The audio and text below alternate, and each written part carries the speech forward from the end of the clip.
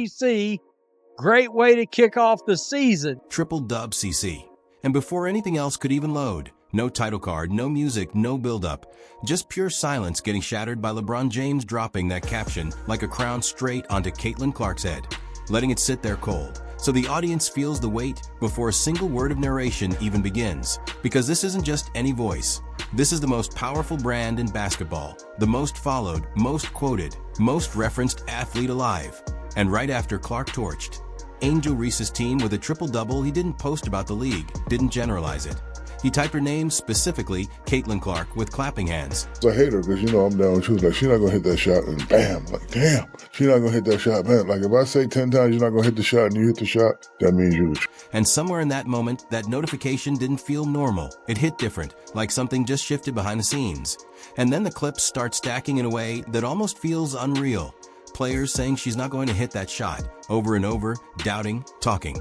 And then bam, she hits it anyway, like the doubt doesn't even exist. And the irony of what comes next is almost too perfect. Because Shaquille O'Neal LeBron is the GOAT to me, so I don't know, it's just like a crazy moment where I got to meet him. Is literally sitting on Angel Reese's own platform, right next to her. And he's praising Caitlin Clark to her face, calling her the truth without hesitation. And you just let that breathe, because you genuinely cannot script a moment like that. It's too raw, too perfectly timed. And then you cut to Clark herself reacting to LeBron's support with nothing but genuine warmth, calling him the GOAT, smiling like a kid who can't believe her idol even knows her name. Completely innocent energy compared to the chaos that's reportedly building behind the scenes. Because that's the emotional core right there. Clark is grateful, unbothered. Just a girl from Iowa living the moment with zero awareness of what she's setting off. And what she's setting off is bigger than anyone is openly saying. Because quietly, without any announcement, without any coordination, the biggest names in the NBA, like Anthony Davis, Kobe White, Patrick Beverley, Draymond Green, and Trae Young, have all started orbiting around Caitlin Clark, one by one, organically stepping forward and attaching their names to hers until it starts to look less like coincidence and more like an unspoken coalition forming in real time. And according to everything circulating online, Angel Reese has noticed every single one of those moments and reportedly reached a point where it's too much to ignore. Because this isn't just about basketball anymore, it's about perception, platform, and what happens when every respected voice in the sport points in the same direction while one player is left outside that spotlight. And that's exactly what's been happening. Endorsement after endorsement coming in for Clark, while Reese's name gets quieter in those same conversations. And when you bring in Kobe White, a young electric guard who you wouldn't even expect to be tapped into wnba games midweek. If she's legit, she's the best, so she's the GOAT, so her skill set far exceeds everyone else. But he shows up courtside anyway, watches Clark live, and then comes out afterward with no media training, no safe language, just straight conviction saying she's legit. She's the best, she's the GOAT, no qualifiers, no for a woman. Just the same word you'd use for LeBron or Jordan. And that lands different coming from someone like him. And then you stack that with Patrick Beverley, a player known for making life miserable for everyone on the court, the last person you'd expect to praise a rookie. But instead of just hyping her highlights, he breaks it down structurally, saying she has women's basketball on lock and everything about her gets magnified. And that line isn't even a compliment, it's a diagnosis. Because when everything about one player gets magnified, that includes the rivalry, the comparisons, the player on the other side not getting the same level of praise, and suddenly this whole situation starts to feel bigger than just performances. Because now you've got a chain reaction building. And it doesn't even stop there. Because when Trae Young steps in, he takes it to a completely different level. Not just praising, but dissecting Clark's game like film study. Talking about hang dribbles, defender reads, step back spacing. Explaining how she set up her entire night from getting easy buckets early to opening up her shooting later. Describing her exactly the way NBA scouts break down all-star guards. And that's when the tension reportedly becomes undeniable. Because now it's not hype, it's technical respect at the highest level. And the player receiving all of it is Caitlin Clark, not Angel Reese.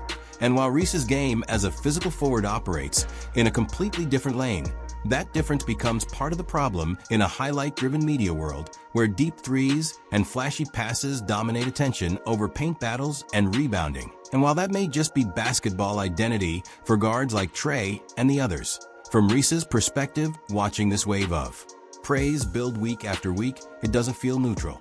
And then you circle back to Shaq, because even the big men aren't staying quiet. And that moment of him praising Clark right in front of Reese becomes symbolic of everything happening. But underneath all of this, there's a number that explains why it's happening at all. Because last season, out of the WNBA games that crossed 1 million viewers, the overwhelming majority featured Caitlin Clark, which means this isn't manufactured hype. It's impact, it's real audience pull. The kind that brings in people who never watched the league before and has them setting alarms for games.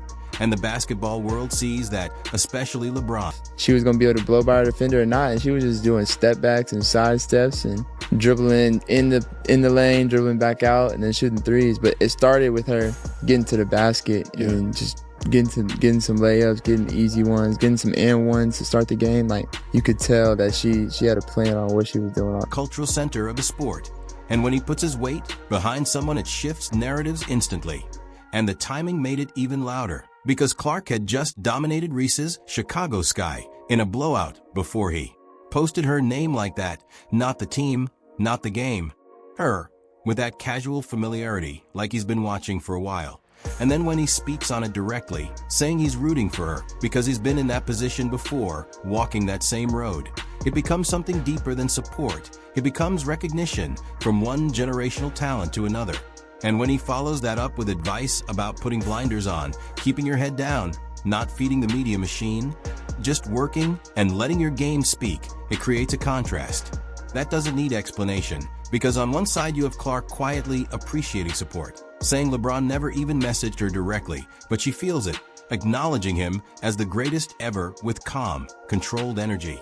And on the other side, you have a completely different public presence unfolding, full of reactions and moments the media can grab onto. And that gap in how both players carry themselves becomes the final piece of the story, the thing that ties everything together. Because this was never just about one triple-double, it was about what that moment triggered, a wave of validation, a shift in attention, and a narrative that keeps getting louder every time another voice steps forward and says the same name. She didn't flex the shout-out, didn't run to social media with fire emojis, or turn it into a moment about herself. Caitlin Clark thanked LeBron James the way a student thanks a teacher, calm, respectful, no drama.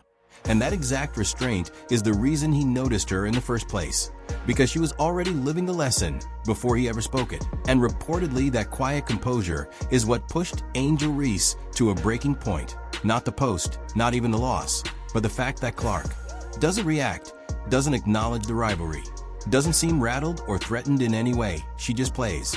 And when one side refuses to engage, the entire situation starts to feel one-sided, which is where the online whispers begin to make sense. Because across WNBA-adjacent social media, there have been growing reports that Reese has been visibly frustrated behind the scenes watching Black NBA stars consistently support Clark, while her own impact feels overlooked. And the viral framing of that frustration hits hard. These are Black athletes who understand the struggle, yet they're publicly backing a white player. And that angle is emotionally charged for a reason. It taps into real history. Because Reese has faced a different kind of criticism about her personality, her physicality, her confidence, a level of scrutiny that Clark hasn't experienced to the same degree. And that double standard is real, documented, deeply rooted in sports culture. But this is where the frustration runs into a wall, because the NBA voices praising Clark aren't making a cultural statement. They're reacting as basketball minds to a basketball player. LeBron sees a young star under impossible pressure and recognizes himself. Trae Young sees a guard breaking defenses the same way he does. Kobe White sees elite skill and calls it out directly. Patrick Beverley sees someone transforming the league's visibility in real time. None of that is about race. All of it is about the game. And that disconnect between the argument being made and the reality playing out is where the frustration grows. Because loud personalities work until they don't, until the production doesn't match the volume, and every headline starts highlighting that gap. And Reese is undeniably talented, Her rebounding, her physical dominance, her presence, her brand, all real. But brand and basketball reputation are two different currencies. And the NBA community deals in performance first, which is why the narrative right now isn't in her favor. And then Draymond Green steps in and shifts the conversation, not by rejecting Clark's rise, but by adding context, acknowledging her impact, while also pointing out the history being overlooked. Because yes, Clark is bringing unprecedented attention, that's a fact. But the league wasn't built overnight. It was built by names like Diana Taurasi, Maya Moore, Candace Parker, and Sue Bird, players who carried the WNBA through years without the spotlight. And that perspective is the strongest argument on Reese's side, not the drama. But the idea that Clark is elevating something that already existed, not creating it from nothing.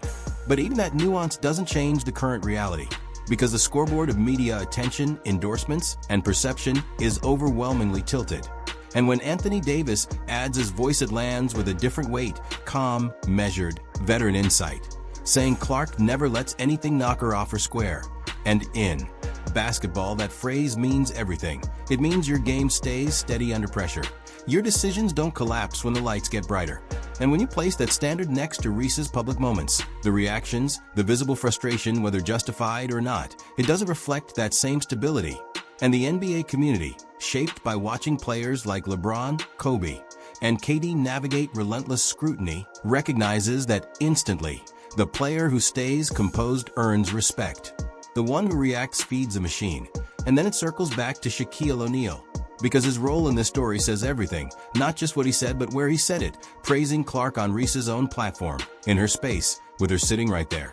And then following it up with a direct, personal congratulation to Clark, a full circle moment that shows just how unforced this wave of support really is. This isn't a coordinated campaign, it's a pattern built game by game, performance by performance, respect earned in real time. And when you step back and look at the full picture, the reports about Reese's frustration, whether every detail is accurate or not, are rooted in something real, because this isn't random voices. This is the Black NBA community, players who shape the culture of basketball, lining up behind one name organically and repeatedly. LeBron seeing himself in Clark, Shaq praising her in Reese's own space, Kobe White calling her the GOAT, Pat Bev saying she has the sport on lock, Trae Young breaking down her game like film, Anthony Davis highlighting her composure, Draymond adding context, but still centering her impact. And within all of that, Reese does have valid points. The double standards, the way her personality has been framed, the missing historical context, those are real issues. But none of that changes what's happening on the court, because frustration doesn't produce triple doubles, and social media doesn't shift scoreboards. And right now, the only path forward for Angel Reese runs through performance, because everything else is just noise. While Caitlin Clark continues stacking moments, hitting logo shots, thanking her idols, and building a legacy as the most influential voices in basketball, keep attaching their names to hers. And at this point, it doesn't even feel like a choice anymore. It feels inevitable, like the game itself has already decided. And until something changes on the court, that decision isn't going anywhere. So now the question isn't what's fair, it's what happens next.